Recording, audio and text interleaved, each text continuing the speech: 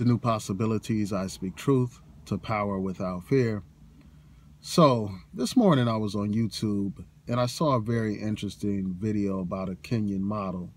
I will include a link to that video in the description box, and also I'll include a link to an article about this story. When I first saw this video, the first thing I thought is, man, this can't be real, man. There's no way this can be real. And the model's name is Corazon, Kwamboka. So I was like, this can't be real. So apparently this beautiful model is dating a white guy. And as a result, she's received some backlash. Apparently some black men are not happy with that. They have, I guess they've attacked her on social media. So basically what this woman did was lash out at them on Instagram by calling them bitter, by calling them racist. But that's not the bad part. The fact that she's with this white guy, that's not the big deal. The fact that she called out these black men as being bitter and all that kind of stuff is not that big of a deal. The big deal is the hashtags that this woman used. First of all, this woman said that this white guy has her mind, body, and soul. And then she does hashtag he loves me better, hashtag my slave master, hashtag team slave. And I noticed she was being sarcastic. I'm sure she was being sarcastic to really put it in the face of these people who have been challenging her for being with this white guy.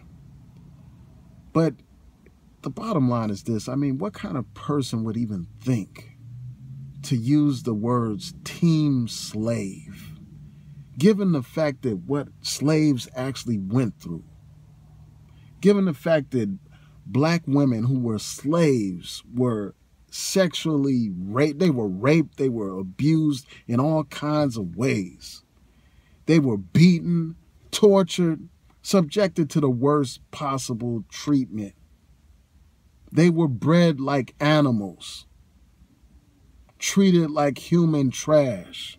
But yet you have this woman, a woman from the mother continent of Africa, talking about team slave, talking about my slave master.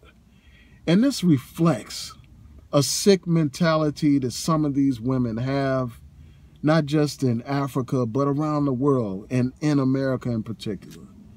They have been programmed to worship this white man, literally worship this white man. I mean, this is utter disrespect to our ancestors and our elders who suffered at the hands of this damn white man. But yet you have this woman joking about team slave, boasting about her slave master. And those are her quotes. Hashtag my slave master.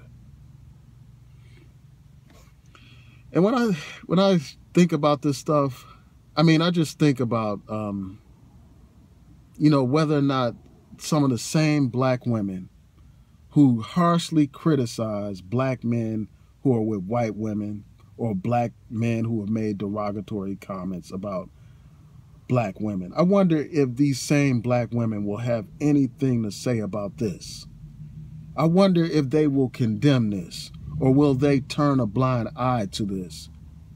Will they be hypocritical in this situation, just the way they were when they heard about Serena marrying this white guy? They were all happy. They were doing cartwheels. They were doing the Cabbage Patch. They were celebrating. They were popping bottles. But when, when that guy Therese was with a non-black woman, it was the end of the world. And that's hypocrisy, And, I just think that that's something, I think that if you're going to condemn this kind of stuff, it needs to be universally condemned, not selectively cherry-picked. And this situation is even worse because this woman is talking about team slave. This woman is talking about my slave master. That's her terminology. This woman is a proud bedwench. And that brings me to another point, a couple of other points. These people, man, these people, man. I was watching a video where somebody was talking about a video that Tariq Nasheed did, and I haven't seen his video. And they were basically they were saying that his point was that the reason why these women are bedwenching and stuff like that is because black men aren't standing up. Black men aren't standing up to white supremacy. They're not protesting and all that kind of stuff. And I say to hell with that. That's a lame-ass excuse for what these women are doing. That's not a real justification for what these women are doing. I mean, because there are plenty of black men throughout our history who have stood up to white supremacy and racism, who have given their lives fighting for the liberation of black people. So I don't buy that story. I think that that's BS. I think that that's just a weak excuse. And the bottom line is a lot of these women, just like, a lot of men, they have been programmed to idolize whiteness, to put a premium on whiteness, to deify these white men, to view them as the center of the universe. And I think a lot of it comes down to resources. They see these white men with money and wealth and power and resources. And that's what a lot of them just gravitate towards. Some of these women who have betrayed black people, they gravitate towards that. But, I just think that this is sick. I think that it reflects a sick mentality. And, a lot of times we have this romanticized version of what African people are like, the people directly from the continent. We assume that they would have pride or, self-respect.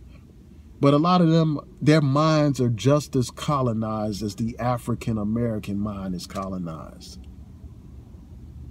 And it's unfortunate, man. It's unfortunate. And, before I go, I'll just say this. I'm doing this video because, I just think that this kind of pathology needs to be called out. This kind of self-hatred needs to be called out.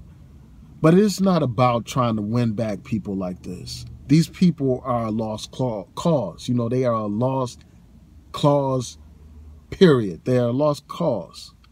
And, I'm not losing any sleep over these people abandoning black people. We are better off without these types of people in our community, people who have no self-respect, who have no pride, and who have no love for their own people. So with that, I'll just say peace and blessings to each and every one of you. Please rate, comment, and subscribe. Peace.